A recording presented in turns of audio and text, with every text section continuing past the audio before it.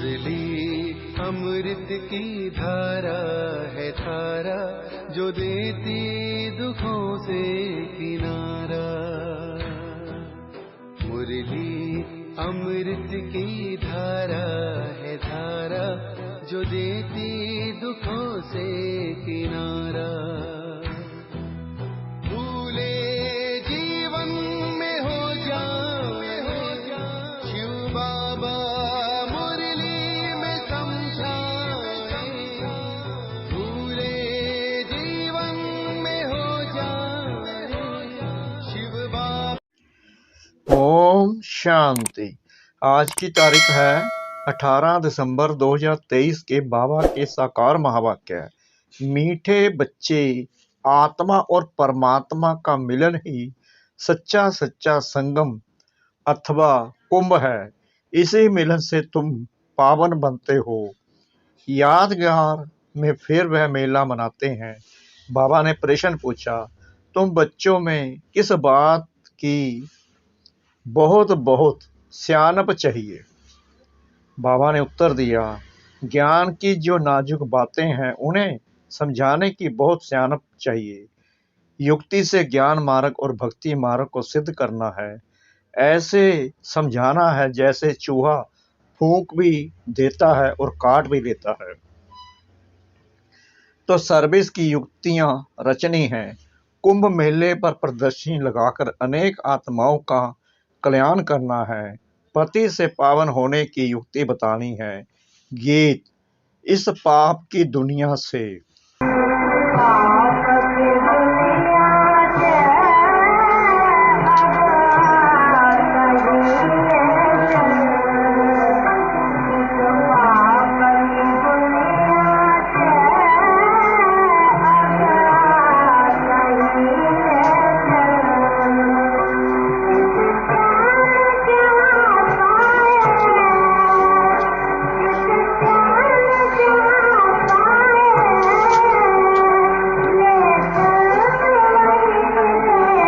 ओम शांति।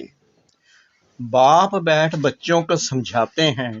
पाप की दुनिया को कलयुगी पतित भ्रष्टाचारी दुनिया कहा जाता है और फिर पुण्य की दुनिया को सतयुगी पावन श्रेष्ठाचारी दुनिया कहा जाता है। परम आत्मा ही आकर पुण्य आत्मा, पवित्र आत्मा अथवा पुण्य दुनिया बनाते हैं। मनुष्य पुकारते हैं पतित पावन बाप को, क्योंकि खुद पावन नहीं है। अगर समझते पतित पावनी गंगा है, वह त्रिवेणी है, फिर पुकारते क्यों हैं कि हई पतित पावन आओ। गंगा व त्रिवेणी तो है ही, उनके होते हुए भी पुकारते रहते हैं। बुद्धि फिर भी परमात्मा की तरफ जाती है। परम पिता परमात्मा जो ज्ञान सागर है, उनको आना है। सिर्फ आत्मा नहीं, लेकिन पवित्र जीवात्मा कहा जाएगा। अभी पावन जीवात्मा तो कोई है नहीं। पतित पावन बाप आते ही तब हैं जब सतयुगी पावन दुनिया की स्थापना करनी है और कलयुगी दुनिया का विनाश करना है। जरूर संगम युग पर ही आएंगे। संगम को कुंभ भी कहते हैं। त्रिवेणी का संगम है, उसका नाम रख दिया है कुंभ। कहते हैं तीनों नदियां आपस में मिलती हैं, वास्तव में है दो नदियां। तीसरी नदी को गुप्त कह देते हैं। तो क्या इस कुंभ के मेले में पति से पावन होंगे? पतित पावन को तो जरूर आना है। ज्ञान का सागर वह है। पति दुनिया को पावन बनाना, कलयुग को सतयुग बनाना, यह तो परम पिता परमात्मा का ही काम है, ना कि मनुष्यों का। यह तो सब ब्लाइंड फैथ है। अब अंधों को लाठी चाहिए। तुम अब लाठी बने हो नंबरवार पुरुषार्थ अनुसार। लाठियां भी किस्म किस्म की होती हैं। कोई लाठी 100 रुपए की और कोई 2 रुपए की भी मिलती है। यहाँ भी सब नंबरवार हैं। कोई तो बहुत सर्विसबुल है। जब बीमार होते हैं तब सर्जन को बुलाना पड़ता है। अब यह है ही पतित दुनिया। तुम पावन बन रहे हो। कहा जाता है आत्मा परमात्मा अलग रहे बहुकाल। फिर जब परमपिता परमात्मा अनेक आत्माओं के बीच आते हैं तो उसको कहा जाता है संगम का कुंभ। मनुष्य कुंभ के मेले पर बहुत दान करते हैं। वह कमाई होगी साधु संतों को और गवर्नमेंट को। यहाँ तुमको तन मन धन सहित सब कुछ दान करना होता है पतित पावन बाप को। वह फिर तुमको भविष्य में स्वर्ग का मालिक बनाते हैं। वह नाम लेते हैं त्रिवेणी का और दान देते हैं साधु संतों को। वास्तव में संगम उसको कहेंगे जहाँ सब नदियाँ आकर सागर में मिलें। वहाँ सागर तो है नहीं, यह तो नदियाँ आपस में मिलती हैं। नदियाँ और सागर के मिलन को ही सच्चा सच्चा मेला कहा जाता है। लेकिन यह भी ड्रामा में नूंद है। इसमें गवर्नमेंट को भी रेल मोटर गाड़ी जमीन आदि से बहुत कमाई होती है, तो यह कमाई का मेला लगता है। इन बातों को तुम बच्चे जज कर सकते हो क्योंकि तुम हो ईश्वरीय मत पर। तो कुंभ के मेले का अर्थ निकालना चाहिए। बाबा ऐसे यानी कि निबंध देते हैं जो सेंसिबल बच्चे हैं उनको उठाना चाहिए। नंबर 1 सबसे सेंसिबल तो है मम्मा और दूसरा है संजय, जिसको फिर बांटने के लिए पर्चे बनाने पड़े। यह त्रिवेणी पतित पावनी नहीं है।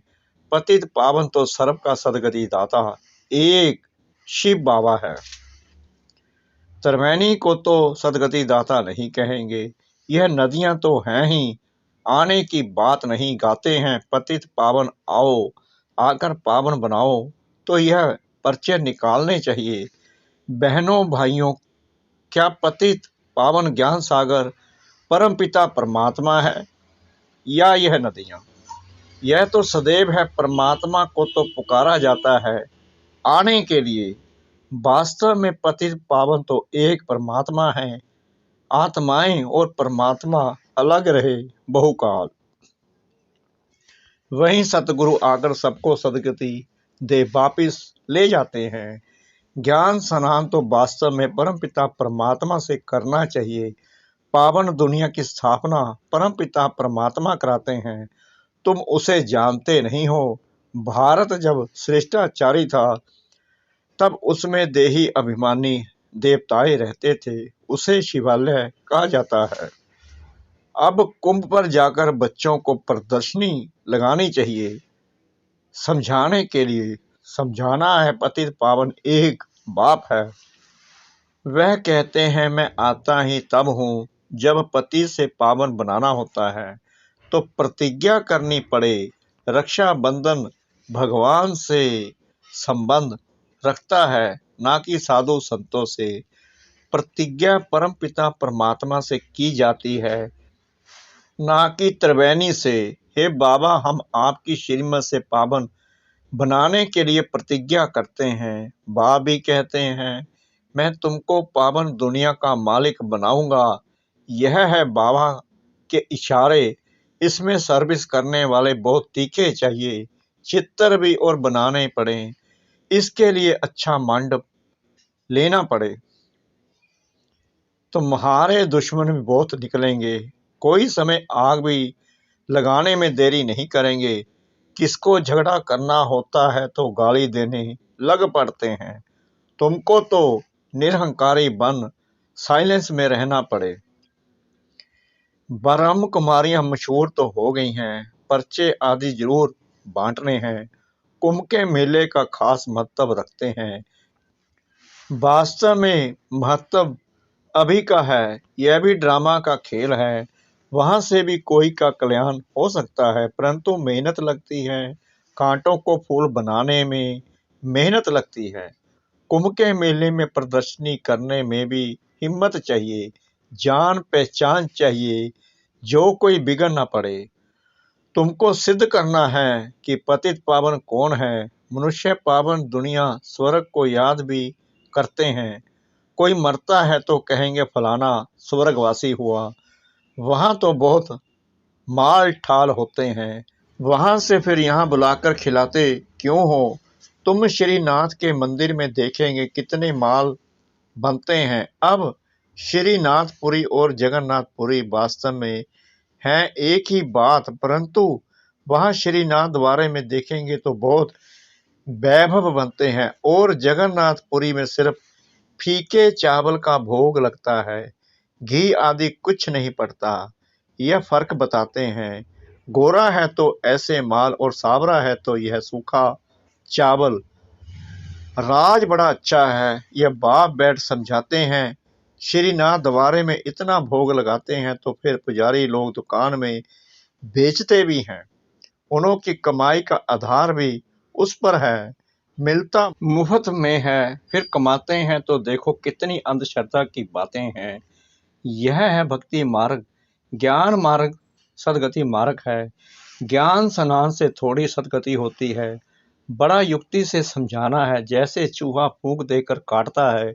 बड़ी ही सियानप चाहिए समझने और फिर समझाने की। कितनी नाजुक बातें हैं। मनुष्य कहते हैं कि परम पिता परमात्मा तुम्हारी गतमत तुम ही जानो। इसका अर्थ तो समझते ही नहीं। तुम्हारी श्रीमत से जो सदगति मिलती है वह तुम ही कर सकते हो और कोई कर ना सके। सर्व का सदगति दाता एक है। सर्व अक्षर जरूर डालना है। समझाया बहुत जाता है परंतु समझने वाले तो बहुत थोड़े निकलते हैं। प्रजा तो बहुत बनती रहती है। मनुष्य खुदा के नाम पर बहुत दान पुण्य करते हैं तो एक जन्म के लिए फल मिल जाता है। यहाँ तो 21 जन्म के लिए मिलता है। ईश्वर अर्थदान करने से ताकत मिलती है। यह ईश्वर को जानते ही नहीं तो ताकत ही नहीं रही है। हिंदुओं के गुरु गोसाई तो ढेर हैं, क्रिश्चियन का देखेंगे तो एक है। एक का कितना रिगार्ड है। रिलीजन इज माइट कहा जाता है। अभी तुमने रिलीजन को समझा है तो कितनी ताकत मिलती है। बाबा कहते हैं बच्चे सबको यही वशीकरण मंत्र दो। बच्चों को बाप कहते हैं तुम जहां से आए हो उसे याद करो तो अंतमति सो गति हो जाएगी। बाप को याद करने से ही पावन बन सकते हैं। पाप धगत होंगे। बाप और बरसे को याद करना है जिससे सारा चक्कर बुद्धि में आ जाता है। गृहस्थ व्यवहार में रहते देह के सर्व संबंधों से बुद्धि निकाल बाप के साथ जोड़ने का पुरुषार्थ करना है, जो फिर अंत समय भी वही याद पड़े। और कोई की याद पड़ी तो सजा खानी पड़ेगी और पद भी कम हो जाएगा। तो वास्तव में कुंभ कल्प के संगम को कहा जाता है। जब आत्माएं और परमात्मा मिलते हैं, परमात्मा ही आकर राजयोग सिखाते हैं। वह है पुनर्जन्म रहित। परंतु बच्चे भी समझते नहीं हैं। श्रीमत पर चलते नहीं तो बेड़ा पार कैसे हो। बेड़ा पार होना माना राजाई पद पाना। श्रीमत से ही रजाई मिलती है। श्रीमत पर नहीं चलते तो आखरीन खत्म हो जाते हैं। सजनिया साथ में वह चलेगी जिसका दीपक जगा हुआ होगा। जिनके दीवे बुझे हुए हैं वह साथ में थोड़ी चलेंगे। अनन्या बच्चे ही चलेंगे, बाकी तो नंबर बार छाड़ी में आएंगे। लेकिन पवित्र तो सब बनेंगे। सब आत्माएं भी एक जैसी ताकत वाली नहीं हो सकती। हर एक आत्मा का पाठ अपना अपना है। एक जैसा पद नहीं मिल सकता। अंत में सबका पाठ क्लियर हो जाएगा। झाड़ कितना बड़ा है, कितने मनुष्य हैं। मुख्य तो जो बड़े बड़े टाल टालियां हैं वह देखने में आएंगे। मुख्य है फाउंडेशन, बाकी तो बाद में आते हैं। उनमें ताकत कम होती है। स्वर्ग में सभी नहीं आ सकते हैं। भारत ही हेवन था। ऐसे नहीं कि भारत के बदले जापान खंड हेवन हो जाएगा। ऐसे हो नहीं सकता। अच्छा, मीठे मीठे बाप दादा माता पिता के लाडले सिकलदे ज्ञान सितारे बच्चों को याद प्यार और गुड मॉर्निंग। रूहानी बाप की रूहानी बच्चों को नमस्ते। हम रूहानी बच्चों की रूहानी बाप दादा को श्रद्धा भरी प्रेम भरी नमस्ते। शुक्रिया बाबा, शुक्रिया बाबा, शुक्रिया बाबा। इस मीठी मीठी मीठी मुरली के लिए। रात्रि क्लास 24/4/1968। बच्चों को समझाया गया है और धर्म स्थापक कोई सभी का कल्याण नहीं कर सकते हैं। वह आते हैं, सभी को ले आते हैं। जो लिबरेट कर गाइड करते हैं उनका भी गायन है। वह भारत में ही आते हैं तो भारत सभी से ऊंच देश ठहरा। भारत की बहुत महिमा करनी है। बाप ही आकर सर्व की सदगति करते हैं, तभी शांति होती है। विश्व में शांति थी सृष्टि के आदि में।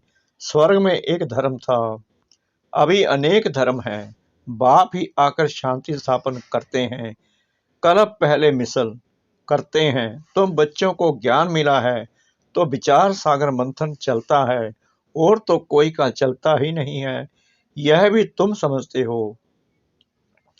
देह अभिमान के कारण देह को ही पूजते हैं। आत्मा पुनर्जन्म तो जरूर यहाँ ही लेगी ना। अभी तुम समझते हो। पावन तो एक ही है। बाप ही गुप्त ज्ञान देते हैं, जिससे सभी की सदगति हो जाती है। बाकी हनुमान व गणेश आदि जैसे कोई होते ही नहीं। इन सभी को कहा जाता है पुजारी। अच्छा, रूहानी बच्चों प्रति रूहानी बाप दादा का याद प्यार। Good night. रूहानी बच्चों को रूहानी बाप की नमस्ते।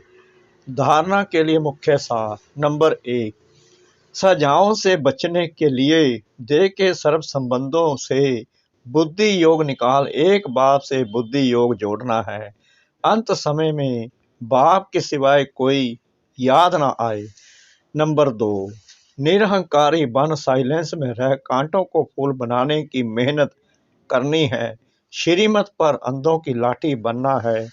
पावन बन पावन बनाना है। वरदान। समर्थ संकल्पों द्वारा जमा का खाता बढ़ाने वाले होली हंस भव। जैसे हंस कंकड़ और रत्न को अलग करते हैं, ऐसे आप होली हंस अर्थात समर्थ और व्यर्थ को परखने वाले। जैसे हंस कभी कंकड़ को चुग नहीं सकते, अलग करके रख देते, छोड़ देते, ग्रहण नहीं करते, ऐसे आप होली हंस व्यर्थ को छोड़ समर्थ संकल्पों को धारण करते हो। व्यर्थ तो बहुत समय सुना, बोला, किया, लेकिन उसके परिणाम में सब कुछ गवाया। अब गवाने वाले नहीं, जमा का खाता बढ़ाने वाले हो। स्लोगन। स्वयं को ईश्वरीय मर्यादाओं के कंगन में बांध लो तो सर्व बंधन समाप्त हो जाएंगे। स्वयं को ईश्वरीय मर्यादाओं के कंगन में बांध लो तो सर्व बंधन समाप्त हो जाएंगे। ओम शांति।